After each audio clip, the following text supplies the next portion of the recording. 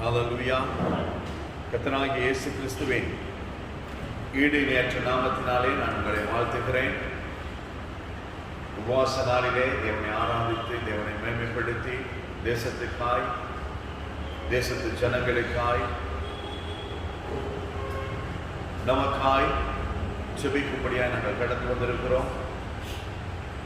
எனவே இந்த நாளிலே ஒரு விசேஷித்த காரியத்தை நான் உங்களோடு கூட பகிர்ந்து கொள்ளும்படியாக நான் விரும்புகிறேன். அபிஷேகம் நம்முடைய வாழ்க்கையில என்ன செய்யும், அபிஷேகம் என்ன செய்யும் என்பதை குறித்து நான் உங்களோடு கூட பேசி அதற்கு பின்பதாய் நாங்கள் அபிஷேகத்துக்கு நேராய் உங்களை நடத்தும்படியாக நான் விரும்புகிறேன். அப்போஸ்தலர் நடவடிக்கைகள் 10வது அதிகாரம் 38வது வசனம். அப்போஸ்தலர் நடவடிக்கைகள் 10வது அதிகாரம் 38வது வசனம். நசரேயனாகிய இயேசு கிறிஸ்துவை தேவன் பரிசுத்த ஆவியினாலும் வல்லமையினாலும் அபிஷேகம் பண்ணினார்.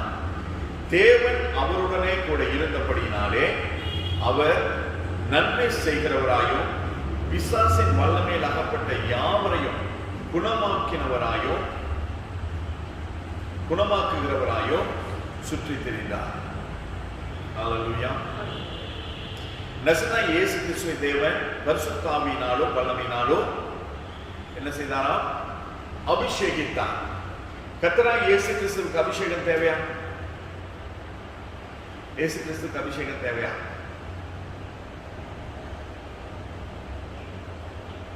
இயேசு கிறிஸ்துவுக்கு அபிஷேகம் தேவையா? தேவையா இல்லையா? சொல்லுங்க, தேவையா இல்லையா?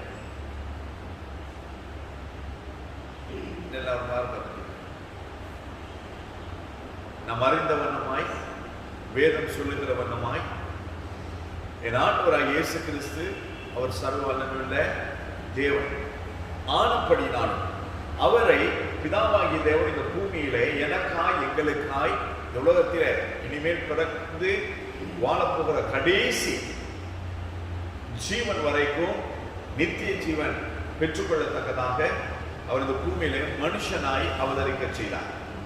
அப்ப மனுஷனாய் பிறந்த இயேசு கிறிஸ்து அவர் தெய்வகுமாரன், மாற்று கருத்து எதுவுமே இல்லை. ஆன பொழுதிலும் அவர் மனுஷனாய் பிறந்தது நிமித்தமாய் அவருக்கு அபிஷேகம் தேவையாயிருந்தது. அதாவது பரிசுத்த ஆவியானுடைய ஆளுகை, அவருடைய வல்லமை, அவருடைய பிரசன்னம் தேவையாயிருந்தது. அப்ப மனுஷகுமாரனாய் இயேசு கிறிஸ்துவுக்கே அபிஷேகம், பரிசுத்த ஆவியினுடைய வல்லமையும் அபிஷேகமும் தேவை என்று சொன்னால், சாதாரண மனுஷன் தாயின் கற்பத்திலிருந்து பிறக்கும் பொழுதே பாவ சுபாவத்தோடு கூட பாவ சாயனாக அவதரித்த நமக்கு அபிஷேகமும் வல்லமையும் எவ்வளவு தேவை? ஒரு விஷயம் நாங்கள் சிந்தித்து பார்க்க வேண்டும். அப்ப இந்த அபிஷேகம், இந்த வல்லமை நமக்கு அத்தியாவசியம். இந்த அபிஷேகம், இந்த வல்லமை நம்மிடத்துல காணப்படாவிட்டால், பரிசுத்த ஆவியாகிய தேவன் நம்மிடத்துல இல்லாவிட்டால், அவர் நம்மை ஆளுகை செய்யவில்லை என்று சொன்னால் ஆண்டவருடைய எக்கால சத்தத்தை நம்மால் கேட்க முடியாது. ஆண்டவருடைய எக்கால சத்தம் கேட்க முடியாத பட்சத்தில் ஆண்டவர் வெளிப்படும் பொழுது, ஆண்டவர் மகிமையாய் தன்னுடைய சபையை, மனவாட்டியை, என்னையும் உங்களையும் சேர்த்துக்கொள்ள நடுவானத்தில் வரும் பொழுது நம்மால் அவரோடு கூட சஞ்சரிக்க முடியாமல் போய்விடும். ஆராதிக்கலாம், ஊழியம் செய்யலாம், காணிக்கை தசமபாகங்களில் உண்மையாக இருக்கலாம், வேதம் சொல்லுகிற பிரகாரம் கட்டளைகளுக்கு, கற்பனைகளுக்கு, நியமங்களுக்கு கீழ்ப்படியலாம். ஆவியானுடைய கனிகள், கனி என்று சொல்லப்படுகிற ஆவியின் கனி 9 பெற்றிருக்கலாம். ஒரு உதாரணத்துவமான ஒரு வாழ்க்கை வாழலாம், சாட்சியான வாழ்க்கை வாழ எல்லாமே செய்யலாம். இது நம்மை காட்டிலும் வெளியிலே இருக்கிற ஒரு இடத்திலே இந்த சுபாவங்கள், அவர்கள் ஆவியின் கனியை குறித்து தெரியாது. ஆனால் ஆவியின் கனியை நாம் மற்றொரு இடத்திலே பார்க்க முடியும். அன்பு, தயவு, கருணை, இரக்கம், சாந்தம் எல்லாவற்றையும் பார்க்க முடியும். மற்ற அந்நிய மதங்களும் இவைகளை போதிக்கிறதை நாம் பார்க்க முடியும். அந்த போதனைகளுக்கு கீழ்ப்படிந்து அவர்களும் இந்த கனியை தன்னுடைய வாழ்க்கையிலே பிரதிபலிக்கிறார்கள். ஆனால் தேவனை சொந்த ரட்சகராய் ஏற்றுக்கொண்டு தேவனை நமஸ்கரிக்கிற கிறிஸ்தவரிடத்திலே இந்த கனி அதிகமாய் இந்த நாட்களிலே காணப்படாமல் இருக்கிறதை நம்ம அறிந்து கொள்ள முடியும். அன்பு கிடையாது, பொறுமை கிடையாது, இச்சை அடக்கம் கிடையாது, எதுவுமே இல்லை. இப்பேற்பட்டதான ஒரு சூழ்நிலையிலே கிறிஸ்தவ சமுதாயம் கடந்து போய் கொண்டிருக்கிறது. அதன் மத்தியிலும் நாளிலே தேவன் நமக்கு தன்னுடைய வல்லமையும் தன்னுடைய அபிஷேகத்தையும் கொடுக்கும்படியாக விரும்புகிறார். தாகம் உள்ளவன் மேல் தண்ணீரை ஊற்றுவேன் என்பதுதான் அவருடைய வார்த்தை, வாக்குத்தத்தம். அப்ப தாகத்தோடு கூட தேவனிடத்தில் கேட்போமாயிருந்தார். அதிகமான பேர் சொற்ப பேராயிருந்தார். தேவன் நம்மை நிரப்ப அவர் வல்லமை உள்ளவராயிருக்கிறார். 120 பேர் மேல் வீட்டறையிலே கூடி ஒருமனப்பட்டு, அதுதான் முக்கியம், ஒருமனப்பட்டு அவர்கள் கூடி ஒரு இடத்துல இயேசு கிறிஸ்துவினுடைய வாக்குத்தத்தத்தை எதிர்பார்த்து காத்திருந்த பொழுது 120 பேர் மேலும் பரிசுத்த ஆவியாகிய தேவன் அக்கினிமயமான நாவுகளாய் வந்திறங்கினார். வந்திறங்கின மாத்திரத்தில் அவர்கள் ஆவியினால் நிரப்பப்பட்டு அந்நிய பாஷை பேசினார்கள். அந்நிய பாஷை என்று சொல்லுகிறது தேவனோடு கூட நேரடியாய் பேசுகிறது. தேவனோடு கூட அந்நிய பாஷை பேசுகிறவன் தேவனோடு கூட ரகசியத்தை பேசுகிறான். வேதம் சொல்லுது. அப்ப நம்ம தேவனோடு கூட ரகசியம் பேசணும். அப்ப இப்ப நாம ஒருத்தருக்கு ஒருத்தர் பேசுற ரகசியம் அது ரகசியமாய் இப்பொழுது இருக்கப்படுகிறது இல்லை, ரகசியமாய் பாதுகாக்கப்படுகிறது இல்லை. அது இப்படி ஆயிடும், அது இன்னொருத்தருக்கு போயிருக்கு. அதற்கு காரணம் என்ன? வேதம் சொல்லுங்க, அதிக வார்த்தையினாலே பாவம் இல்லாமல் போகாது. ஏதோ ஒரு இடத்துல ஆரம்பிச்சு அந்த வார்த்தை அப்படியே பெருகி பெருகி பெருகி பெருகி கடைசியில ரகசியங்கள் வெளிப்பட்டு பாவங்கள் பெருகி இப்படியாய் மாறிக்கொண்டிருக்கிறது. ஆனால் வசனம் சொல்லுகிறது அந்நிய பாஷை பேசுகிறது தேவனோடு கூட ரகசியம் பேசலாம். அப்ப ஆண்டவரோடு கூட எத்தனை பேருக்கு ரகசியம் பேச விருப்பம்? எல்லாரும் விருப்பம். எனக்கு ரொம்ப விருப்பம். நான் பைக்கெல்லாம் போகும் பொழுது அந்நிய பாஷை பேசிட்டே போனேன். சில நேரம் என்ன பேசுறேன்னு எனக்கே தெரியாது, ஆனா பேசுகிறேன். ஆனால் என் தகப்பன் அதை கேட்கிறவராயிருக்கிறார். போட நான் பேசிட்டு போறேன், என் நேசரோடு நான் பேசிக்கொண்டு போகிறேன், என் சிநேகிதரோடு கூட பேசிக்கொண்டு போகிறேன், ரட்சித்தவரோடு கூட பேசிக்கொண்டு போகிறேன், சர்வ வல்லமையுள்ள தேவனோடு கூட பேசுகிறேன், என் மனவாளனோடு கூட பேசுகிறேன், என்னை வந்து மறுபடியும் சேர்க்கிறவரோடு கூட பேசுகிறேன். அவ்வளவுதான் எனக்கு தெரியும். அவரோடு கூட பேசுகிறேன். அவரோடு கூட பேசும்போது டைரக்டா அவரோடு கூட பேசுறேன். நான் பேசுகிறது எல்லாருக்கும் கேட்குது, எல்லாருக்கும் தெரியுது நான் என்ன பேசுகிறது என்பது நம்முடைய தாய்மொழியிலே நமக்கு புரிகிறது. ஆனால் அந்நிய பாஷையை பேசும்பொழுது அது யாருக்குமே புரியாது. அது நேர ஆண்டவருக்கு தான் புரியும். பிசாசுக்கு கூட தெரியாது, பிசாசுக்கு எல்லாம் தெரியும். ஆனால் அந்நிய பாஷையில் நம்ம பேசும் பொழுது அது அவனுக்கு தெரியும். ஏனென்று சொன்னால் இது தேவ பாஷை, இது ஜெப பாஷை, இது தேவனோடு கூட நேரடியாய் தொடர்பு கொள்ளுகிறதான பாஷை. அப்ப இந்த அந்நிய பாஷை, இந்த அபிஷேகம் நம் ஒவ்வொருவருக்கும் மிகவும் அத்தியாவசியம். எது இழந்தாலும் எதை இழந்தாலும் இந்த அபிஷேகத்தை நாம் இழந்து போகக்கூடாது. இந்த வல்லமை, அவருடைய பரிசுத்த ஆவியானுடைய வல்லமையை நாம் இழந்து போகக்கூடாது. இயேசு கிறிஸ்து ஒவ்வொரு நாளும் இந்த அபிஷேகத்தில் அவருடைய அந்த வல்லமையிலே தன்னை புதுப்பித்துக் கொண்டார், நிரப்பிக் கொண்டார்.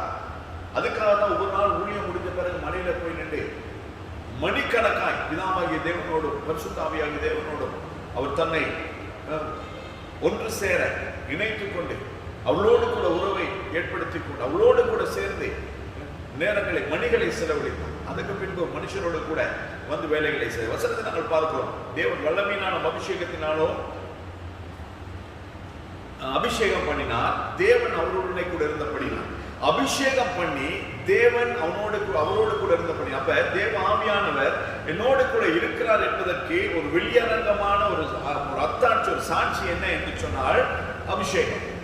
அந்த அபிஷேகிக்கப்பட்ட அந்த அபிஷேகம் நம்மோடு கூட இருக்கும் பொழுது தேவன் அவரோடு கூட இருந்தபடினால் அவர் நன்மை செய்கிறவராயும் மற்றவர்கள் செய்கிற நன்மைக்கும் இயேசு கிறிஸ்துவினுடைய பிதாவாகிய தேவனுடைய பரிசுத்த ஆவியாகிய தேவனுடைய திரியேக தேவனுடைய அபிஷேகத்தை பெற்ற நானும் நீங்களும் செய்கிற நன்மைக்கும் வித்தியாசம் உண்டு. மற்றவர்கள் செய்கிற நன்மைகளை மூன்றாவது நபருக்கு சொல்லுவார்கள். ஆனால் அபிஷேகம் பெற்ற ஒருவன் சொல்லுவானா? சொல்ல மாட்டான். வலது கை செய்கிறது இடது கைக்கு தெரியாது. அவன் இன்னொருவனோடு கூட பேசுகிறது இன்னொரு ஆளுக்கு தெரியாது. இன்னொரு ஆளுடைய தப்பிதங்களை தவறுதல்களை கண்டும் அதை அவர்களுக்கு வெளிப்படுத்தி அவர்களுக்கு அதை சுட்டி காண்பித்து அவர்களோடு கூட அதை முடித்துக் கொள்வான். ஆனால் மற்றவனோ அதை என்ன செய்வான்? அவனுக்கும் சொல்லுவான், மற்றவர்களுக்கும் சொல்லுவான். இதெல்லாம் அபிஷேகம் பெற்றவர்களுக்கும் அபிஷேகம் பெறாதவர்களுக்கும் உள்ள வித்தியாசங்கள், வெளியரங்கமான வித்தியாசங்கள். அதை காட்டில் உள்ளரங்கமான வித்தியாசங்கள் அநேகம் உண்டு. அபிஷேகம் நம்முடைய வாழ்க்கையிலே அத்தியாவசியமானது. எதை இழந்தாலும் நாங்கள் அபிஷேகத்தை இழந்து போகக்கூடாது. எதை நம்மிடத்தில் பெற்றுக்கொள்ளாவிட்டாலும் வைத்துக் கொள்ளாவிட்டாலும் அபிஷேகத்தை நாங்கள் நம்மோடு கூட வைத்துக் கொள்ள வேண்டும். சொத்து, சுகம், செல்வம் இதெல்லாவற்றை காட்டிலும் அபிஷேகம் விலையேற பெற்றது. அதுக்கு அளவே கிடையாது. அது யார் கொடுக்கிறது? தேவனே கொடுக்கிறது. சொத்து சுகம் சிலர் நம்முடைய மூதாதையர்கள் சம்பாதித்து வைத்திருப்பார்கள், அல்லது நம்முடைய முன்னோர்கள் நமக்காய் சேர்த்து வைத்திருப்பார்கள், அல்லது நாம் நம்முடைய பிரயாசத்தினாலே, நம்முடைய வேலைகளினாலே, நம்முடைய பழுவினாலே நாங்கள் அந்த சொத்துக்களை சம்பாத்தியங்களை சேர்த்து நாங்கள் செல்வந்தர்களாய் நாங்கள் மாறி இருப்போம். ஆனால் இந்த அபிஷேகம் நம்ம பணம் கொடுத்து வாங்க முடியாது. அப்போஸ்தலர் நடவடிக்கைகளை பார்க்கும் பொழுது ஒருவன் கேட்கலாம், அப்போஸ்தலர்கள் அற்புத அடையாளங்களை செய்கிறதை பார்த்து அவன் பணம் கொடுத்த அபிஷேகத்தை பெற்று அவனும் அற்புத அடையாளங்களை செய்யும்படியாய் விரும்புகிறான், கேட்கிறான். அது அப்படியாய் கைமாற்றப்படாது. இது நீங்க கேட்கணும், பிதாவாகிய தேவன் உங்களுக்கு கொடுக்கணும். நிறைய பேர் நிறைய தேவ ஆராதனைகளிலே அபிஷேக ஆராதனைகள் நடக்கும். இந்த அபிஷேக ஆராதனையிலே அபிஷேகத்துக்காக ஜெபிப்பார்கள். அந்த ஆராதனை வைத்து அபிஷேகம் பெற வேண்டிய அவசியமே கிடையாது. அறை வீட்டுக்குள்ளே நாங்கள் கூட்டிக் கொண்டு தாகத்தோடு கூட தேவனை நோக்கி கதறும் பொழுது நம்மை அபிஷேகிக்கும். ஆனால் அதை காட்டிலும் சபையா தேவனுடைய சரீரமாய் ஒருமனப்பட்டு ஒரு இடத்துல கூடி அந்த அபிஷேகத்தை நாங்கள் வாஞ்சிக்கும் பொழுது, அந்த அபிஷேகத்துக்காக நாங்கள் தேவ சமூகத்தில் இறந்து மன்றாடும் பொழுது தேவன் அவரே கடந்து நம்மை அபிஷேகிக்கிறவராயிருக்கிறார். நன்மை செய்கிறவராயும் பிசாசின் வல்லமையில் அகப்பட்ட யாவரையும் குணமாக்குகிறவராயும் சுற்றி திரிந்தார். அந்த அபிஷேகம் நம்மிடத்தில் இருக்கும் பொழுது எப்பேற்பட்டதான பிசாசின் வல்லமையாயிருக்கட்டும், பிசாசினுடைய ஆதிக்கமாயிருக்கட்டும், பிசாசினால் ஆட்கொள்ளப்பட்டதாயிருக்கட்டும், அவை எல்லாவற்றையும் என்ன செய்ய முடியும்? நம்மாலே குணமாக்க முடியும், தகர்த்தெறிய முடியும். ஒரு இடத்துல நாங்கள் பார்க்கிறோம் அப்போஸ்தலர் நடவடிக்கைகள். ஒரு பிசாசை திரட்டும் பொழுது சொல்லுகிறோம், பவுலையும் தெரியும், உன்னையும் தெரியும். பிசாசு சொல்லுங்க, பவுலுடைய ஜீவியம் எப்படிப்பட்டது, பவுல் எப்பேற்பட்டவன், பவுலுடைய ஆவி எப்பேற்பட்டது, அவனுடைய நடக்கை எப்படிப்பட்டது, தேவனோடு கூட உள்ள உறவு எப்படிப்பட்டது என்பதை நான் அறிந்திருக்கிறேன். உன்னுடைய ஜீவியத்தையும் நான் அறிந்திருக்கிறேன். உண்மையான சம்பவங்கள் அநேகம் நடந்திருக்கிறது. அநேக தேவ மனுஷர்கள் தங்களிடத்தில் அபிஷேகம் உண்டு என்று சொல்லி நினைத்துக் கொண்டு பிசாசை திறத்த போன அநேக நேரத்தில் பிசாசு அவர்களை திரட்டி அடிச்சிருக்கிறது. இந்த பிசாசு கேட்டிருக்குது ஒரு ஊழியக்காரன், ஊழியர் போயிருக்கிறார். அவர் பிசாசை திறத்தும்படி அந்த பிசாசை திறத்துக்கு போறதுக்கு முன்பதாக அவர் என்ன செய்திருக்கிறார்? போய் ஒரு பாவமான ஒரு காரியத்தை செய்துட்டு அவர் போயிருக்கிறார். பாவமான காரியம் செய்தது யாருக்குமே தெரியாது, எல்லாருக்கும் மறைவாய் செய்துட்டு ஊழியம் செய்யும்படியா பிசாசை திறத்த முடியாது. பிசாசை திறந்து போன பொழுது எல்லாம் ஜோம் பண்ணி எல்லாம் ஆரம்பிச்சு பிசாசே அவன் மேல கையை வச்சு ஜோம் பண்ண போன பொழுது பிசாசு கேட்டிருக்கு, நீ எங்க போயிட்டு வாரன்னு சொல்லி நான் சொல்லட்டுமா அப்படி. யார் கேட்டுக்கிறது? பிசாசு. அப்ப அந்த ஊழியக்காரர் அதோட கூட தன் ஊழியத்தை முடிச்சுட்டு ஜம்ப் பண்ணிட்டு இன்னொரு நாளைக்கு ஜம்ப் பண்ணா அப்படின்னு கடந்து போயிருக்கு. அபிஷேகம் இருக்கிறது என்று சொல்லி நினைத்து கொண்டு மாய்மானமான ஒரு வாழ்க்கை, மாய்மானமான ஒரு ஊழியம் செய்கிறவர்களும் உண்டு. அது தேவனால் அங்கீகரிக்கப்படாத ஊழியங்கள், தேவனால் அங்கீகரிக்கப்படாத ஒரு வாழ்க்கை முறை. அதனால ஆண்டவர் மத்தேயு எழுதின சுவிசேஷத்திலே தெளிவாய் சொல்லுகிறார், கர்த்தாவே கர்த்தாவே என்று கூப்பிடுவர்கள் பரலோக ராஜ்யத்திலே பிரவேசிக்கிறதில்லை, பிதாவினுடைய சித்தம் செய்கிறவர்களே பரலோக ராஜ்யத்திலே நுழைவார்கள்.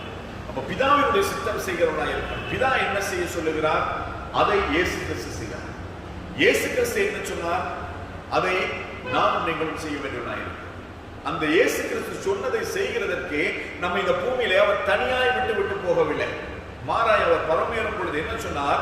நான் உங்களை திக்கற்றவர்களாய் விடேன், ஒரு தேற்றவாளனை அனுப்புவேன், அவர் சகல சத்தியங்களுக்குள்ளும் உங்களை நடத்துவார். அதுதான் நம்முடைய பரிசுத்த ஆவியாகிய தேவன். அவர் இன்று நானும் நீங்களும் தனிமையாக இந்த பூமியில இல்லை, தேற்றவாளனாகிய பரிசுத்த ஆவியாகிய தேவன் அவர் நம்மோடு கூட இருக்கிறார், உங்களோடு கூட இருக்கிறார். அந்த இருக்கிறதான இருப்பேன் என்று வாக்கு பண்ணினதான அந்த பரிசுத்த ஆவியாகிய தேவன் அந்த மேல் வீட்டறையிலே 120 பேரை அபிஷேகம் செய்தது போல நம்மையும் அபிஷேகித்து நம்மோடு கூட அவர் இருக்கிறார் என்பதை மற்றவர்கள் பார்க்கத்தக்கதாக அதை ஆண்டவர் மற்றவர்களுக்கு வெளியரங்கமாய் காண்பிக்க வேண்டும். அதற்காகதான் அபிஷேகம். அவர்கள் அபிஷேகம் பெற்ற பிறகு பரிசுத்த ஆவியானவரால் நிரப்பப்பட்ட பிறகு அவங்க அப்படியே உள்ளுக்கு மறுபடியும் இருக்கவில்லை. யூதருக்கு பயந்துள்ள 120 பேர் இயேசு கிறிஸ்துவின் பேரை வெளியில சொன்னா எங்களை கொன்று விடுவார்கள், எங்களை மரணத்துக்கு நேராய் ஒப்பு கொடுத்து விடுவார்கள் என்று சொல்லி பயத்தினாலே மேல் வீட்டறையிலே அந்த தேவாவியான வல்லமையை பெற்றுக் கொள்ளும்படியாய், அந்த அபிஷேகத்தை பெற்றுக் கொள்ளும்படியாய், அவரால் பலப்படும்படியாய் அவர்கள் தரித்திருந்தார்கள். பலப்பட்டதன் பின்பதாக அவர்கள் அமைதியாய் இருக்கவில்லை. எல்லாரும் ஒருமனப்பட்டு சொன்னாங்க, பேதுருவே நீ பேசு, நாம் உன்னோடு கூட இருக்கிறோம். பேதுரு எழுதி பேசின மாத்திரத்தில் முதலாவது பிரசங்கத்தில் எத்தனை பேர் ரட்சிக்கப்பட்டாங்க? 3000 பேர். ஒரே பிரசங்கம். அவர் பெரிய ஒரு காரியத்தை அவர் பேசவில்லை. நீங்கள் சிலுவையிலே அறையில் கொடுத்த இயேசு கிறிஸ்துவை நான் உங்களுக்கு பேசுகிறேன். அதுதான் பரிசுத்த ஆவியானவர் அபிஷேகம். அதுதான் அவருடைய வல்லமை. அவருடைய வல்லமை அபிஷேகம் வந்த மாத்திரத்தில் நாம் இப்படி சாதாரணமா உட்கார்ந்து இருக்க மாட்டோம். இன்னைக்கு சபை சாதாரணமாய் நிர்விசாரமா இருக்கிறதுக்கு காரணம் என்ன? ஆராதிக்கிறோம், ஞாயிற்றுக்கிழமை தோறும் சபைக்கு வருகிறோம், காணிக்கை தசம பாகங்களில் உண்மையா இருக்கிறோம், செய்ய வேண்டிய காரிய கர்மங்கள் எல்லாவற்றையும் நேர்த்தியாய் செய்கிறோம், குறையே இல்லை. மனுஷர் பார்வைக்கும் ஊழியக்காரனுடைய பார்வைக்கும் நாங்கள் எல்லாவற்றையும் சரியாய் செய்கிறோம். ஆனால் தேவனுடைய பார்வைக்கு நாம் எப்படி இருக்கிறோம்? தேவ ஆவியானவர் சொன்னதை, இயேசு கிறிஸ்து சொன்னதை நானும் நீங்கள் செய்து கொண்டிருக்கிறோம். அதை செய்கிறதற்கு தான் அந்த அபிஷேகம். அந்த அபிஷேகம் பெற்றவன் அவன் ஒரு நாளும் சும்மா இருக்க, ஒரு நாள் அவன் சும்மா இருக்க முடியாது. எதையாவது ஒன்று செய்து கொண்டிருக்கிறது, எதையாவது கர்த்தருக்காய் செய்து கொண்டிருக்கிறது. எதையாவது செய்யணும்னா நாம வேலைகளை செய்கிற காரியத்தை குறித்து நான் பேசவில்லை. கர்த்தருக்காய், பரலோகத்திற்காய், தனங்களுடைய ரட்சிப்புக்காய், தேசத்தினுடைய ரட்சிப்புக்காய், தேசத்துக்காய், தேசத்தின் ஜனங்களுக்காய், உலகத்துக்காய், உலகத்திலே அழித்துக் கொண்டிருக்கிற ஜனங்களுக்காய் நம்முடைய முழங்கால்கள் முடங்கும், நம்முடைய வாய்கள் திறக்கப்படும், நம்முடைய கரங்கள் நீட்டப்படும். இதுதான் அபிஷேகம் செய்கிறதான காரியம். அபிஷேகம் பெற்றவர்கள் பெறாதவர்கள் இப்ப அபிஷேகம் பெற்றவர்கள் அப்படிதான் இருக்கிறாங்க. அப்பேற்பட்டவர்களை குறித்து தான் வெளிப்படுத்தின விசேஷம் 2வது 3வது அதிகாரத்தில் தேவன் சபைக்கு எழுதும் பொழுது தேவ ஆவியானவர் சொல்லுகிறார், ஒன்று நீ அனலாயிரு அல்லது நீ குளிராயிரு, வெதுவெதுப்பாய் இருந்தால் நான் உன்னை வாந்தி பண்ணி போடுவேன். ஆண்டோடைய வசனம் தெளிவாய் சொல்லு. ஒண்ணு நாம ரட்சிக்கப்படாம குளிரா உலகத்திலேயே இருந்தது. நம்முடைய அந்த வாழ்க்கை வேணாம், நமக்கு இந்த வாழ்க்கை வேணாம், ரட்சிக்கப்பட்ட வாழ்க்கை நமக்கு வேணாம் அப்படின்னு. அப்படி இல்லைன்னு சொன்னா ரட்சிக்கப்பட்டு நாம் எப்படி இருக்கணும்? அனலா இருக்கணும். கடந்த நாட்களிலே ஒரு கூட்டத்துக்கு போயிருந்தோம். ஒரு புதிய ஒரு கிறிஸ்தவ ஸ்தாபனம் ஒன்றை ஆரம்பிக்கும்படியா போயிருந்த பொழுது கேட்சிட்டு இருக்கும் பொழுது ஒரு ஊழியக்காரர் எதிர்ச்சியா அவருடைய வாழ்க்கையில நடந்ததான ஒரு சம்பவம். அது பெரிய இஷ்யூவா இலங்கை தேசத்துல போயிருக்கு. அது என்னன்னு சொன்னா அவருடைய லேஞ்ச் அவரு கூட்டத்தில் அவர் பேசிட்டு இருக்கிறார். பேசிட்டு இருந்த பொழுது நான் தொடச்சிட்டு இருக்கிற மாதிரி அந்த வேர்வை நிமித்தமா அவர் என்ன பண்ணியிருக்காரு, அவருடைய கைக்குட்டையை எடுத்து அந்த வேர்வையை தொடச்சிட்டு அப்படி வச்சிருக்காரு. கூப்பிட்டுல வச்சு அந்த லேஞ்சு கீழே விழுந்து அந்த லேஞ்சு என்ன பண்ணியிருக்கிறாரு, அவரோடு கூட நின்று மொழிபெயர்ப்பாளர் அந்த லேஞ்சை எடுத்து அவருக்கு வைப்போம்னு சொல்லி எடுத்திருக்கிறார். எடுத்த மாத்திரம் அவர் தூக்கி எறியப்பட்டார். என்ன நடந்திருக்கிறது? இந்த லேஞ்சை எடுத்தவரே தூக்கி வீசப்பட்டார். அதே போல அவருடைய லேஞ்சி காத்துக்கு ஃபேனுக்கு பறந்து 2-3 தரம் அப்படி விழுந்திருக்கு. 2-3 தரம் எடுத்து வைத்த அதே மனுஷன் மறுபடியுமாய் தூக்கி எறியப்பட்டிருக்கார். காரணம் என்ன? அவருடைய ஊழியக்காரனுடைய வஸ்திரத்திலும் அபிஷேகம் இருக்கு. அதனாலதான் பெரும்பாலுள்ள ஸ்திரீ இயேசு கிறிஸ்துவின் வஸ்திரத்தை தொட்ட மாத்திரத்திலே அவர் என்ன செய்தானா? சுகமடைந்தார். பவுலுடைய உருமாக்களின் கச்சைகளை கொண்டு போய் ஜனங்கள் மத்தியிலே போட்டார்கள். அதை பெற்றவர்கள், பிடித்தவர்கள், அதனால் பரிசம் செய்யப்பட்டவர்கள் சுஸ்தமானார்கள், வியாதிகள் நீக்கப்பட்டார்கள், சுகமானார்கள். வேதத்தை நம்ம பார்க்கிறோம். அப்ப இந்த அபிஷேகம் ஒரு மனுஷனை அப்படியாய் மாற்றும். இதுக்கு முன்பதாய் நான் கேள்விப்பட்டது இன்னும் ஒரு உண்மையான சம்பவம். ஒரு மேற்கத்திய ஒரு தேவ மனுஷன் ஒரு கூட்டத்துக்காய் போய் ஒரு ஹோட்டலிலே ரூம் எடுத்து தங்கியிருக்கிறார். நம்மளுக்கு முன்பதாய் சொல்லியிருக்கிறேன். நான் மறுபடியும் ஒரு ஹோட்டலில் ரூம் எடுத்து தங்கியிருக்கிறார். 3 நாட்கள் தொடர்ச்சியாக கூட்டத்துக்கு போறதும் வாரதுமாய் 3 நாட்கள் தங்கி விட்டு அந்த அறையை காலி செஞ்சுட்டு போயிட்டாங்க. மீட்டிங் முடிஞ்சிட்டு மறுபடியும் அவர் போயிட்டாங்க. அப்ப அந்த போயிட்டு எல்லாம் அந்த ரூம்ல இருந்து போன பிறகு மறுபடியும் ரூம் சர்வீஸ்ல வந்து ரூம் எல்லாம் கிளீன் பண்ணி மறுபடியும் வருகிறவர்களுக்கு கொடுக்கும்படியாய் தயார் செய்து வைப்பார்கள். அப்படியாய் தயார் செய்யப்பட்டு அந்த அறை மறுபடியும் பூட்டப்பட்டு இருக்கிறது. ஆனால் ராத்திரியில அந்த வழியாய் கடந்து போனதான அந்த ஹோட்டல் நிர்வாகி பார்த்திருக்கிறார். உள்ள அந்த ரூமுக்குள்ள வெளிச்சம் தெரியும். அந்த ரூம்ல வெளிச்சம் தெரியும். அப்ப மறுபடியும் ரூம் சர்வீஸை கூப்பிட்டு அந்த ரூமை திறன்னு சொல்லி திறந்து பார்த்தா ஒன்றும் கிடையாது. லைட்டெல்லாம் ஆஃப்ல இருக்குது, உள்ளுக்குள்ள யாரும் இல்லை. அப்படியா இல்லை. அதே ரூமுக்கு பக்கத்துல இன்னும் ஒரு பெரிய ஒரு மனுஷன், ஒரு தேவ மனுஷன் கிடையாது, ஒரு சாதாரண மனுஷன், ஒரு பெரிய தனவன். அந்த ஹோட்டல் வந்து சாதாரணமாய் நாம போய் தங்குகிறதா ஹோட்டல் போல கிடையாது. அது 7 ஸ்டார் ஹோட்டல், 7 நட்சத்திர ஹோட்டல். அந்த மனுஷன் பக்கத்து ரூம்ல வந்து படுத்தா அந்த ஆளுக்கு தூக்கமே போவதில்லை. ஒரே டிஸ்டர்பன்ஸா இருக்கு. தன்னுடைய காரியங்கள், தன்னுடைய வாழ்க்கையில அவன் செய்ததான விட்ட பிள்ளைகள், தவறுகள், பாவங்கள் எல்லாம் அவன் கண்களுக்கு முன்பதாக வந்து நின்றுட்டு இருக்கிறான். அவன் போய் சொல்றான், என்னால இந்த ரூம்ல தங்க முடியல, எனக்கு வேற ஒரு ரூம், வேற எங்கேயாவது ஒரு இடத்துல ஒரு ரூம் ஒண்ணு தாங்கன்னு சொல்லி அந்த ஹோட்டல்ல கேட்டுட்டு அவன் போய் அங்க தங்கிட்டான். மறுபடியும் அந்த மனுஷனை அடுத்த ரூமுக்கு, இன்னொரு ரூமுக்கு டிரான்ஸ்ஃபர் பண்ணிட்டு அந்த ரூமை அதே போல கிளீன் பண்ணி லாக் பண்ணிட்டு வரும் பொழுது பார்த்தா அந்த அந்த பூட்டப்பட்ட அறைக்குள்ளே மறுபடியும் வெளிச்சமாயிருக்கு. இது என்ன மாயம் அப்படின்னு சொல்லி அவர்கள் போய் மேனேஜர்கிட்ட சொல்லி அவர் தேடி பார்க்கும் பொழுது, யார் இந்த ரூம்ல இருந்தது, இது என்ன நடக்குது அப்படின்னு சொல்லி தேடி பார்க்கும் பொழுது அவர் சொன்னாங்கன்னா, இப்பேற்பட்டதான் ஒரு தேவ மனுஷன் அந்த அறையில 3 நாட்கள் தங்கி ஊழியம் செய்து விட்டு கடந்து போனான் என்பதான அந்த தரவு அவர்களுக்கு கொடுக்கப்பட்டது. அப்படின்னு சொன்ன ஒரு தேவ மனுஷன் வந்து தங்கிட்டு போனாலும் கூட என்ன இருக்கிறது, அந்த தேவ மனுஷன் தங்கின இடத்துல அபிஷேகம் இருக்கு. அந்த அபிஷேகத்தை நாங்கள் துச்சமாய் நினைக்கிறோம். அந்த அபிஷேகத்தை பெற்றுக் கொள்வதற்காக, அந்த தேவனுடைய வல்லமையை நாங்கள் பெற்றுக் கொள்வதற்காக நாங்கள் எதையும் இழக்கலாம். அபிஷேகம் எல்லாவற்றையும் திருப்பி கொண்டு வரும். அந்த அபிஷேகம் நம்மிடத்தில் இருந்துச்சுன்னா நாங்கள் ராஜாக்கள் முன்பதாக இருக்கலாம். அந்த அபிஷேகம் நம்மிடத்தில் இருந்ததுன்னு சொன்னா நாங்கள் ராஜாக்களாக இருக்கலாம். ஒரு நாட்டை ஆளுகிறவனிடத்தில் இல்லாத ஒன்று என்னிடத்தில் இருக்கிறது. அது என்னது? இந்த தேசத்தின் மீது ஆளுகை கிடையாது, உலகத்தின் மீது ஒரு ஆளுகை. ஏன்? என்னை அபிஷேகித்தவர் சர்வ வல்லமையுள்ள தேவன், வானத்தையும் பூமியையும் உண்டாக்கினவர், நட்சத்திரங்களுக்கு பேர் சொல்லி அழைக்கிறவர், மின்னலுக்கு வழியை ஏற்படுத்தி கொடுக்கிறவர்.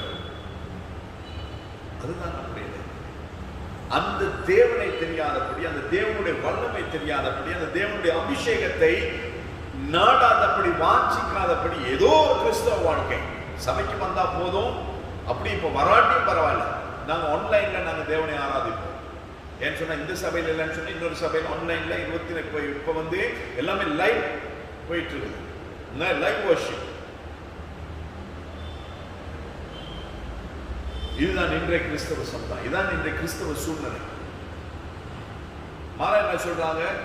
நிறைய பிரச்சனை, தேசத்தில் நிறைய பிரச்சனை, அரசாங்கத்தினால பிரச்சனை, மற்ற மத தலைவர்களினால் பிரச்சனை, மற்ற மத தலைவர்களினால் தூண்டப்பட்டு கிராமங்களிலே இந்த ஜனங்களினால், தேசத்தில் இருக்கிற மற்ற ஜனங்களினால் பிரச்சனை. இதெல்லாம் நாங்கள் என்ன செய்கிறோம்? கருத்திலே கொண்டு, இதெல்லாம் நம்முடைய கண்கள் முன்பதாய் கொண்டு தேவனை விட்டு நாங்க பின்வாங்கி ஒரு மறைவான ஒரு வாழ்க்கை வாழ்ந்து கொண்டிருக்கு. ஆனால் அபிஷேகம் இருந்துச்சு சொன்னா நம்மிடத்தில் ஒருவனும் வர முடியாது. வேதத்தில் ஆதாரங்கள், அதற்கு சாட்சிகள் ஏராளம். சிம்சோன் பரிசுத்த ஆவியானவரால் நிரப்பப்பட்டு மரிக்கிற தருவாயில அவன் பாவம் செய்து தேவனுடைய கட்டளைகளை மீறி தேவன் சொன்னதை அவன் செய்யாமல் செய்து தேவன் சொன்னதை அவன் மீறி செய்தது நிமித்தமாய் அவன் தன்னுடைய கண்களை இழந்து எல்லாருக்கும் முன்பதாய் பரியாசம் காட்டப்பட்டவனாய் நிற்கப்பட்ட பொழுதிலும் கடைசியில அவன் என்ன செய்கிறான்? ஆண்டவரத்தில் கெஞ்சி மன்றான், ஆண்டவரே மறுபடியுமாய் அபிஷேகிக்கிறான், நிரப்புவீராக, நான் செய்த தவறுக்கு ஒரு பிராயச்சித்தம் செய்ய வேண்டும். நிறைய பேர் பிராயச்சித்தம் செய்யும்படியாக அநேக புண்ணிய ஸ்தலங்களை ஓடி தேடிட்டு இருக்கிறான். ஆனால் நம்மிடத்துல பிராயச்சித்தம் ஒன்று கிடையாது. நமக்காய் பிராயச்சித்தத்தை ஆண்டவராய் இயேசு கிறிஸ்து 2000 வருஷங்களுக்கு முன்பதாய் சிலுவையிலே செய்து முடித்துட்டார். அதன் பலனை தான் நாங்கள் அடைந்து கொண்டிருக்கிறோம். அந்த பிராயச்சித்தத்தை அவர் செய்து முடித்தது மாத்திரமல்ல, நம்மை தொடர்ச்சியாய் நம்மை வாழ வைக்கும்படியாய் பரிசுத்த ஆவியாகிய தேவனை நமக்கு கொடுத்திருக்கிறார். அந்த பரிசுத்த ஆவியாகிய தேவன் தான் இன்னைக்கு நம்மோடு கூட இருந்து நம்மை நடத்துகிறவராய் ஒரு ஆலோசனை கர்த்தர். ஆனால் அவரை நம்பசமாய் வைத்துக் கொண்டு அவரால் 100% அவரால் நடத்தப்படுகிறதான ஒரு வாழ்க்கை தான் அபிஷேக வாழ்க்கை. அதுக்கு தான் அந்த அபிஷேகத்தை, அதுக்கு தான் அந்த தேவாவியானுடைய பிரசன்னத்தை, அதற்கான அவருடைய வல்லமை தேவை. அவர் தூண்ல நின்று ஆண்டவரே அப்படின்னு சொல்லி அவர் அசைத்த பொழுது அந்த மண்டபமே இடிந்து விழுந்து அவன் உயிரோடு கூட இருந்த நாட்களில் காட்டிலும் அவன் மறிக்கும் பொழுது அவனோடு கூட சேர்ந்து மறைத்தவர்கள் ஏராளம் என்பதாக வேதம் சொல்கிறது. ஒரு ஸ்திரீ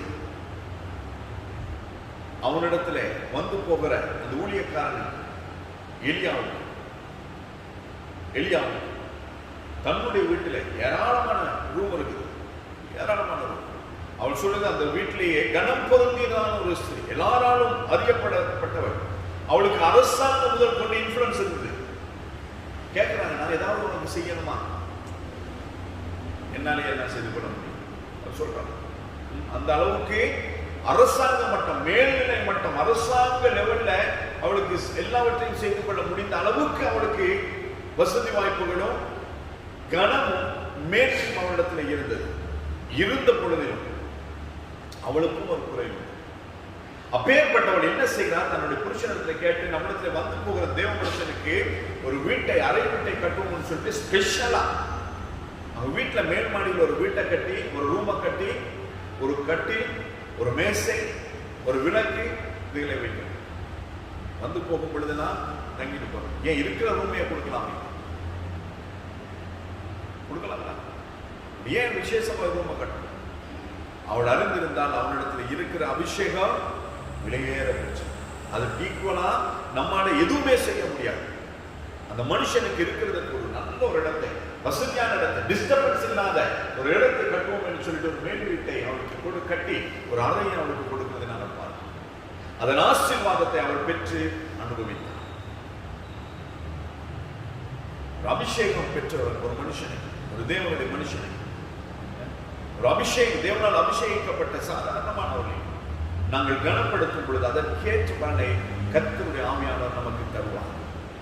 அதனால இந்த சிறியவர்களில் ஒருவருக்கு நீங்கள் எதை செய்கிறீர்களோ அதை எனக்கே செய்தீர்கள் என்று கர்த்தர் சொல்லுகிறது.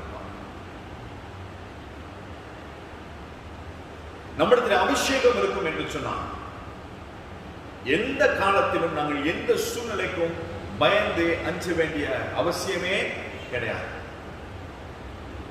பஞ்சம் எலியாவின் நாட்களில் ஆண்டவரான அபிஷேகம் பண்ணியிருக்கிறது. அபிஷேகம் பண்ணினவரை ஆண்டவர் பஞ்சத்தில் மறிக்க விட்டுவாரா? அபிஷேகம் பெற்றவனை, அபிஷேகித்த ஒருவனை ஆண்டவர் கொள்ளை நோயில மறிக்க விட்டுவாரா? நிச்சயமாய் பஞ்சம் தலைமுறை ஆடுகிறது. என்ன செய்கிறது என்று சொல்லி தெரியாது. அப்போ 1 ராஜாக்கள் 17வது அதிகாரம் 9வது வசனத்தில் ஆண்டவர் எலியாவை நோக்கி, நீ எழுந்து சீதோனுக்கு அடுத்த சார்மாத் ஊருக்கு போய் அங்கே தங்கியிரு, உன்னை பராமரிக்கும்படி அங்கே இருக்கிற ஒரு விதவைக்கு கட்டளையிட்டேன் என்கிறார். தேசம் முழுக்க பஞ்சம், தேசம் முழுக்க ஒரு கொடியதான ஒரு சூழ்நிலை, தேசம் முழுக்க, உலகம் முழுக்க இன்னைக்கு கொள்ளை நோய், ஜனங்கள் மறுத்துக் கொண்டிருக்கிறார்கள். சரியான எண்ணிக்கை தெரிகிறதில்லை. பாதிப்புக்கு உட்படுகிறவர்கள் யாரானா தெரிகிறதில்லை. ஏன் இங்க இருக்கிற நமக்கு கூட கொரோனா இருந்ததே ஏன் தெரியாது. கர்த்தருடைய பெரிதான கிருபையினாலே நமக்கு ஆண்டவர் கொடுத்ததானே அந்த நோய் எதிர்ப்பு சக்தியினாலே அது வந்துட்டு போயிருந்திருக்கலாம். சரியா? பிசிஆர் டெஸ்ட் எடுத்து பார்த்துருந்தோம்னா தெரிஞ்சிருக்கு. ஆனா கர்த்தர் நம்மை காக்கிறார். அதுக்கு மேலாக ஆண்டுடைய ரத்தம் நம்மை பாதுகாக்கிறார். அவருடைய ரத்தம் நமக்காய் பரிந்து பேசுகிறாய். அவருடைய ரத்தம் நமக்காய் பரிதவிக்கிறதாய். அதற்கு மேலாய் ஆண்டு நமக்கு அபிஷேகத்தை கொடுக்கிறார், எல்லாவற்றையும் மேற்கொள்ளத்தக்கது. அப்ப அந்த பஞ்ச காலத்திலும் ஆண்டுடைய அபிஷேகம் நம்மை போஷிக்கும். ஆண்டுடைய அபிஷேகம் நம்முடைய வாழ்க்கையில குறைவே இருக்கு. அதுக்கு நிறைவு இருக்குன்னு சொல்லி நான் சொல்ல வரேன். குறைவு இருக்காது. சாப்பாட்டுக்கு குறைவு இருக்காது, உடுப்புக்கு குறைவு இருக்காது, தங்குறதுக்கு குறைவு இருக்காது. இதுதானே தேவை. போதும் என்கிற மனதோடு கூடிய வேத பக்திய தேவ பக்தியே மிகுந்த ஆதாரம். இன்னைக்கு ஆண்டவர் என்ன வாழ வச்சிருக்கிறார். நல்ல ட்ரெஸ் கொடுத்திருக்கிறார், பலன் கொடுத்திருக்கிறார், ஜீவனை கொடுத்திருக்கிறார். நேற்றைய தினத்திலே படித்தல் நம்ம கிருபை செய்திருக்கிறார். நேற்று கிருபை செய்தால் இன்றும் கிருபை செய்கிறார். கர்த்தருடைய வருகை தாமதிக்குமானால் நாளையும் என்னை நடத்துவார். அவர் எனக்கு என்னைக்கு என்னை அவரோடு கூட சேர்த்துக் கொள்ள வேண்டும் என்று சொல்லி நியமித்திருக்கிறாரோ அன்று வரையிலோ என் ஆண்டவர் என்னை நடத்த அவர் உண்மை உள்ளவராயிருக்கிறார். அபிஷேகம் அதை செய்யும். பஞ்சமாயிருக்கட்டும், கொள்ளை நோயாயிருக்கட்டும், இனிமேல் வரப்போகிறதான எந்த சூழ்நிலையாயிருக்கட்டும், தேவனுடைய அபிஷேகம் நம்மிடத்தில் இருக்குமானால் அது நம்மை பரலோகம் வரையும் வந்து நம்மை நடத்தும். அதே போல 1 ராஜாக்கள் 17ஆவது அதிகாரம் 11, 12 வாசி பார்த்தீங்கன்னு சொன்னா, அந்த விதவை என்ன செய்கிறாள்? அவள்கிட்ட இருக்கிறது என்னது? கொஞ்சம் எண்ணெய், கொஞ்சம் மாவு. அந்த கொஞ்சம் எண்ணெயும் கொஞ்சம் மாவையும் கொண்டு அவள் அடை செய்து தானும் தன்னுடைய மகனும் சாப்பிட்டு மறிக்க போகிறோம். இதுக்கு மேல நமக்கு வாழ்வே கிடையாது. இதுக்கு மேல நமக்கு எந்த ஒரு அடுத்து நமக்கு என்ன செய்யறதுன்னு சொல்லி நமக்கு தெரியாது. ஒரு சூழல் அது ஒரு இருண்ட சூழலா இருக்கிறது. என்ன செய்கிறது என்று சொல்லி தெரியாது. இருக்கிறதை கொண்டு நானும் என் மகனும் சாப்பிட்டுட்டு அடுத்து பஞ்சத்தினாலே பட்டினியினாலே நாங்கள் சாக போகிறோம். இன்னொருவரை வாழ வைக்க, இன்னொருடைய வாழ்க்கையை மேம்படுத்த, இன்னொருடைய வாழ்க்கைக்கு அர்த்தம் சொல்ல அபிஷேகத்துக்கு முடியும். அந்த 2 பேர் சாக போறாங்க. அவங்களை சாகாதபடிக்கு பார்த்துக்கொள், அவர்களுக்கு ஒன்றுமே இல்லை, அவர்களை திருப்தியா இருக்க பண்ணு என்று சொல்லி தேவன் அபிஷேகித்த ஒரு மனுஷனை தேவையுள்ள இடத்துக்கு அனுப்புகிறார். அப்ப தேவனுடைய அபிஷேகம் நம்மிடத்தில் இருக்குமானால், தேவன் என்னையும் உங்களையும் அபிஷேகித்திருப்பானால், நாங்கள் எந்த இடத்துக்கு போகணும், என்ன செய்யணும் என்பதை கர்த்தர் சொல்லி நம்மை கொண்டே மற்றவர்களை கர்த்தர் வாழ வைப்பார். அபிஷேகம் என்பது ஏதோ சாதாரண விஷயம் கிடையாது. அது உலகத்தை செய்யும், உலகத்தை மாற்றும். தலைவர்களுக்கு முன்பதாக நிற்கப்படும், நாம் சொல்லுகிறதை செய்யப்படும். திடீர்னு சொல்லி காலையில எலியா சொல்றாங்களா, ராஜாவுக்கு முன்பதாய் வந்து நிற்க சொல்லுங்க, கர்த்தருக்கு முன்பதாய் நிற்கிற நான் சொல்லுகிறேன், கர்த்தருக்கு முன்பதாய் நிற்கிற நான் சொல்லுகிறேன், 3.5 வருஷம் என்ன செய்யலாம், மழை பெய்யாது. யார் சொன்னது? ஆண்டவர் சொன்னதா, எலியா சொன்னதா?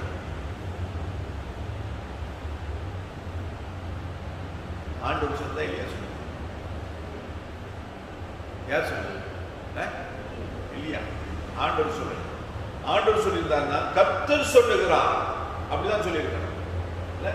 கர்த்தர் சொல்லியிருந்தாருன்னா கர்த்தர் சொல்லுகிறார், 3.5 வருஷம் மழை பெய்யாது. இன்னைக்கு என்ன நடக்குது?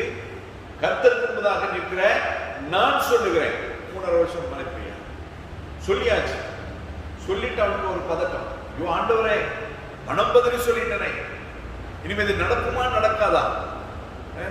சும்மா சரி ஒரு தூத்தன் வந்துருச்சுன்னு சொன்னா என்ன ஆகும்? அவன் சொல்லிட்டு போனா மழை பெய்யுது, இந்த தூருது அப்படின்னு சொல்லிடுவான். அதற்கு பின்பதாய் அவன் என்ன செய்கிறான்? அவன் கருத்தாய் சுபித்தான். அவன் கருத்தாய் சுபித்தான். அவன் சொன்னதை கர்த்தர் நிறைவேற்ற வேண்டும் என்று சொல்லி அவன் கருத்தாய் சுபித்தான். அவன் சொன்னதை, அவன் மீது இருந்த அபிஷேகத்தை, ஆண்டவர் கருத்திலே கொண்டதை, அவன் சொன்னதை செய்து முடித்தார். அபிஷேகம் பெற்றவன் சும்மா சரி, இது யாரும் சொன்னால் அது கண்டிப்பாய் நடக்கும், நடந்தே. நீ நல்லா இருப்பா நல்லா இருப்பீங்க, நாசமா போன நாசமா. அதனால நான் அபிஷேகம் பண்ணப்பட்டவர்களோடு கூட விளையாட கூடாது, விசேஷமாய் தேவ மனுஷர்களோடு கூட விளையாட கூடாது. எலிசா ஒரு விஷயம் நடந்து போகும் பொழுது, சின்ன பிள்ளைங்க, எலிசாவுக்கு வந்து முட்டை, எலிசாவுக்கு முட்டை, நாம கட்டை. எலிசாவை பார்த்து அந்த சின்ன பிள்ளைங்க என்ன சொல்றாங்க? முட்டத்தலையா ஏறிப்போ, முட்டத்தலையா ஏறிப்போன்னு சொல்லி பின்னுக்கிறது ஒளிஞ்சு கத்தி அவரை நக்கல் பண்ணி நையாண்டி பண்றான். கோபம் வந்த நிமித்தமா, எலிசாவுக்கு கோபம் வந்த நிமித்தமா என்ன செய்கிறான்? சபிக்கிறான். காட்டுல இருந்து 2 கரடி வந்து என்ன பண்ணி போட்டது? பிள்ளைகளை பீறி போட்டது என்று சொல்லி பேசிருப்பார். அபிஷேகம் கொள்ளாது, நல்லதும் செய்யும், அதே நேரத்தில் நாம் சொல்லுகிறதையும் செய்யும். உங்களிடத்தில் அபிஷேகம் இருக்கு, கர்த்தர் உங்களை அபிஷேகித்திருப்பார் என்று சொன்னார். தேவ ஆவியானவர் உங்களை ஆட்கொண்டிருப்பார் என்று சொன்னார். தேவ ஆவியானவர் உங்களை ஆளுகை செய்யும் என்று சொன்னார். தேவ ஆவியானவருடைய அந்த பிரசன்னம் உங்களை நடத்தும் என்று சொன்னால், நீங்கள் எதை கேட்டாலும் கர்த்தர் உங்களுக்காக செய்வார். இன்னைக்கு வரை நான் பார்க்கிறேன், பெருசா ஒன்றும் கேட்கறது கிடையாது, ஒன்றும் செய்யறது கிடையாது. ஆண்டவருக்கு நான் இதுவரையும் பெருசா செய்யறதும் கிடையாது, இனிமேல் செய்ய போகிறதும் கிடையாது. ஏன்னா என்னால் செய்ய முடியாது. ஆண்டவர் எதிர்பார்க்கிறது 100%, 100% என்னால் செய்ய முடியாது. ஆனாலும் என்னுடைய திராணிக்கு ஏற்ப, என்னுடைய பெறனுக்கு ஏற்ப, என்னால் முடிச்ச அளவு நான் ஆண்டவருக்கு என்னால் முடிந்ததை நான் செய்து கொண்டிருக்கிறேன். அது ஆண்டவருடைய பார்வையில் எப்படி இருக்குது என்னால் எனக்கு தெரியாது. ஆனால் என்னை பொறுத்தவரை என்னுடைய மனசாட்சி விரோதம் இல்லாதபடி தேவனுக்கு நான் என்னால் முடிந்ததை நான் செய்துட்டு இருக்கேன். அதனால நான் கர்த்தர் இன்று வரையும் என்னை நடத்துகிற வரை குறைவில்லாதபடி. நிறைவு கிடையாது, எல்லாம் இருக்குது, அதனால நான் இப்படி இருக்கேன். ஆனால் குறைவில்லாதபடி நடத்துகிறேன். தேவையானதை கற்றுத்தருகிறேன், தேவைக்கு மிச்சினது எதுவுமே கற்றுத்தருகிறேன். நான் விரும்புகிறதை கற்றுத்தருகிறேன். சாதாரணமான ஒரு காரியம். எப்பயுமே நான் எனக்கு டைரி யூஸ் பண்றது கிடையாது. நான் ஒரு யூஸ் பண்றது, அதாவது ஒரு டேபிள் கேலண்டர் மட்டும் தான் எனக்கு யூஸ் பண்றது. அதில் என்னென்ன ப்ரோக்ராம் இருக்குன்னு எழுதி வச்சுக்கேன், அதான் என்னுடைய வேலை. ஆனால் வேலைகளின் நிமித்தமாய், சில காரியங்கள் நிமித்தமாக எனக்கு டைரி இருக்கும்போது ஃபுல் பேஜ் டைரி இதுதான் நல்லா இருக்கும் அப்படின்னு எதிர்பார்க்கணும். ஏன்னா அதில் தான் நிறைய எழுதலாம். இல்லைன்னா 1-2 பிரித்து மேலே நம்மளுக்கு மேலே ஒரு நாளைக்கு கீழே ஒரு நாளைக்கு இல்லையா, அப்படிதான் கொடுப்பாங்க. மேனேஜ்மெண்ட் டைரி எடுத்தீங்கனாலே ஒரே பக்கத்தில் ஒரு வாரத்துக்குள்ளதான காரியம் இருக்கும். அது எனக்கு பார்த்தா, ஏன்னா நிறைய எழுதணும். அப்போ அப்படி இருக்கணும்னு நினைச்சேன். ஆனால் அதற்கு ஏற்ற விதத்தில் கர்த்தர் எனக்கு ஒரு நல்ல ஒரு டைரியை கொடுத்தாரு. அந்த டைரி வந்து அது சொல்ல முடியாது. பிளானர் இருக்குது, அதுக்கப்புறம் ஃபுல்லாக பிளாக்காக இருக்குது, எவ்வளோ நாள் எழுதிக்கோ அப்படின்னு. பின்னால் வந்து வரவு செலவு எழுதுறதுக்கு இருக்குது. அதுக்கு பிறகு நிறைய காரியங்கள் அதில் பிரித்து வச்சுருக்காங்க. ஒரு அருமையான டைரி. அது உள்ளுக்கு ஒரு கால்குலேட்டர் வச்சிருக்காங்க, கணக்கு பார்க்கறது.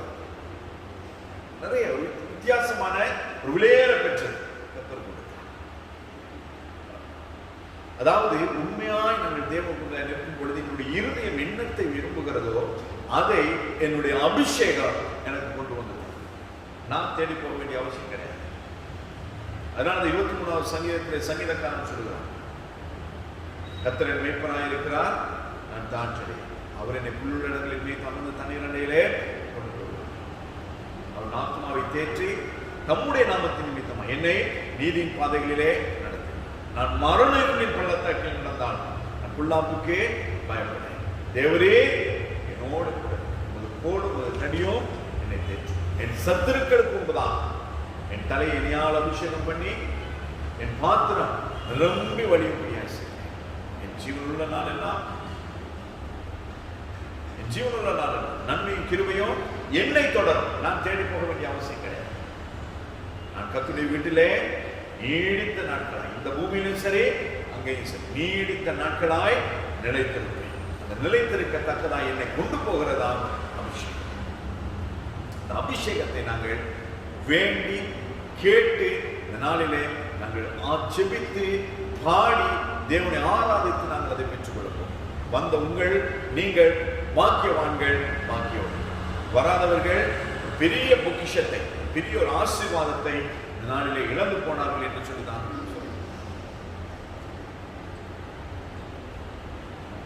ஞாயிற்றுக்கிழமை வருகிறது, எல்லாரும் வருவாங்க. கத்தோலிக்க திருச்சபைக்கு போவாங்க, யோகா விட்னஸுக்கு போவாங்க, செவன்த் அட்வென்டிஸ்டுக்கு போவாங்க. போய நாள் இன்னைக்கு எல்லாருமே பரிசீலிக்கு போவாங்க. வெள்ளிக்கிழமைகளில் எல்லாரும் இந்து தேவாலயங்களுக்கு போவாங்க. இஸ்லாமியர்கள் தங்கள் மசூதிகள் போவாங்க. அது கடமை. இது விசேஷித்த நாள் இல்லையா? இன்னைக்கு சபை கொடுக்கிற நாள் கிடையாது. இன்னைக்கு ஓய்வு நாள். இன்னைக்கு நாங்கள் வந்திருக்கிறோம். இந்த நாளிலும் நாங்கள் தேவனை ஆராதிக்க வேண்டும். தேவனுக்கு இந்த நாளையும் நாங்கள் கொடுக்க வேண்டும். இன்னைக்கு வீட்டில் இருந்தால் இவ்வளோ ரெஸ்ட் எடுத்துருந்துருக்காங்க, இவ்வளோ பயணம் செய்திருக்காங்க. இன்னைக்கு தான் பிள்ளைகள்லாம் வீட்டில் இருப்பாங்க, கணவன்மார் வீட்டில் இருப்பாங்க, வேலைக்கு போகிற மனைவிமார் வீட்டில் இருப்பாங்க, எல்லாருமே இன்னைக்கு வீட்டில் இருப்பாங்க. நல்ல ஜாலியாக சமைச்சு சாப்பிட்டு இல்லைன்னா வெளியில் எங்கேயாவது அவுட்டிங் போயிட்டு வந்துருக்காங்க. ஆனால் ஏன் தேவ சமூகத்தில் வருகிறோம்? இதுதான் உண்மையான விசுவாசம். இவர்களால் உண்மையான சீஷர்கள். இயேசு கிறிஸ்து எங்க போனாலும் அவர் பின்பதாய் போகிறவர்கள் தான் சீஷர்கள் ஒழிய, இயேசு கிறிஸ்து என்கிட்ட வரட்டும் அப்போ போய் நான் ஏதாவது வாங்கிக்கிறேங்கிறது அவன் சீஷன் கிடையாது. அவன் சுயநலமாய் தனக்கு ஏதாவது கிடைக்கும் என்று போகிறவர்கள். அவரை பின்பற்றி சென்றவர்கள் ஏறான். ஆனால் அவரை பார்க்க வேண்டும் என்று சொல்லி மதத்தில் ஏறினவன் ஒருவன். இயேசு கிறிஸ்துவோட பின்னுக்கு ஜெய நாள் வருது. ஆனால் அவர்களுக்கு மத்தியில் இயேசு கிறிஸ்து எப்படிப்பட்டவரோ அவரை நான் பார்க்க வேண்டும் என்று சொல்லி ஏறினவன் ஒருவன். அந்த ஒருவன் அவனை பார்க்க ஏறினது நிமித்தமா இயேசு கிறிஸ்து அவன் ஏறினதான ஸ்தானத்துக்கு வந்து நின்று அவனை பார்த்து சொல்லுகிறார், சகையுவே சீக்கிரமா இறங்குவான். எவ்வளோ சீக்கிரமா ஏறனையோ அதை காட்டிலும் சீக்கிரமா இறங்குவான். நான் இன்று உன்னோடு கூட உன் வீட்டிலே தங்க வேண்டும். அப்ப இன்னைக்கு வந்தவங்களை உங்களோடு கூட தங்கும்படியாய் தேவாவியானவர் பிரியப்படுகிறார். அபிஷேகம் பெற்றவர்கள், அபிஷேகம் பெறாதவர்கள் எல்லாரையும் இந்த நாளிலே ஆண்டவர் ஒரு விசேஷித்த ஆவியினாலே, ஒரு புதிய ஆவியினாலே, ஒரு புதிய அபிஷேகத்தினாலே அவர் உங்களை நிரப்ப கர்த்தர் உங்களை வார்த்தையின்படி கர்த்தர் உங்களை ஆசீர்வதித்து அபிஷேகித்து நிறைவாய் திருப்தியாய் அனுப்பும்படியாக இந்த நாளை நாங்கள் பிரயோஜனப்படுத்திக் கொள்வோம். கேட்கிற எவனோ பெற்றுக்கொள்ளுகிறான். எனவே பெற்றுக்கொள்ளத்தக்கதான் கேளுங்க. மற்றவங்களை பார்க்காதீங்க, நீங்க ஆண்டவரை கேளுங்க. கர்த்தர் உங்களை அபிஷேகம். எனக்கு தான் அபிஷேகம், அவங்களுக்கு கிடையாது. அவங்களுக்கு நான் தேவனத்தில் பெற்றுக்கொள்ளணும்னா நான் தான் கேட்கிறேன். அவங்க கேட்டதுல கொஞ்சம் வாங்கிட்டு போறேன். கேட்கிற அவர் ஸ்திரீ வந்து, ஆண்டவரே கொஞ்சம் நாய்களுக்கு கிடையாது, முதலாவது பிள்ளைகளுக்கு. அப்ப என்ன கேட்கிறார்? மேசையிலிருந்து விழுகிறதையாகியும் நாய்கள் பொறுக்கிக் கொள்ளுமே. அதை நாங்கள் ஆட்டம் நமக்கு அடிமைத்தனத்தின் ஆவியை கொடுக்கும். வேதம் சொல்லுகிறது, அப்பா பிதாவை என்று கூப்பிடத்தக்கதான புத்திர சுவிகாரத்தின் ஆவியை நமக்கு கொடுத்திருக்கிறார். அப்பான்னு கூப்பிடும் பொழுதே நம்ம பக்கத்துல வந்து நின்று மகனே மகனே என்று கூப்பிடுகிற ஒரு நல்ல தேவனை நானும் எங்களும் பெற்றிருக்கிறோம். மற்றவங்களுக்கு சாமி, நமக்கு அப்பா. மற்றவங்களுக்கு தேவர், நமக்கு அவர் கர்த்தர். அதனால நான் சொல்றேன், நம்முடைய திருச்சபையில் இருக்கிறவங்க சுவாமி அப்படின்னு கூட ஜெபம் பண்ணக்கூடாது. சுவாமி வந்து அது வெளியில சுவாமிகள். ஆனா நமக்கு நம்முடைய தகப்பு, நம்முடைய சர்வ வல்லமையுள்ள கர்த்தர், அவரை இடத்துல நாங்கள் கேட்கிற எவனோ பெற்று இப்படி நிறைய காரியங்களிடத்திலே சொல்ல முடியும். ஏசாயா தீர்க்கதரிசன புத்தகம் 10வது அதிகாரம் 27வது வசனத்தை யாராவது ஒருவர் எடுத்து வாசிக்கலாம். 10வது அதிகாரம் 27வது வசனம். ஏசாயா தீர்க்கதரிசனம்.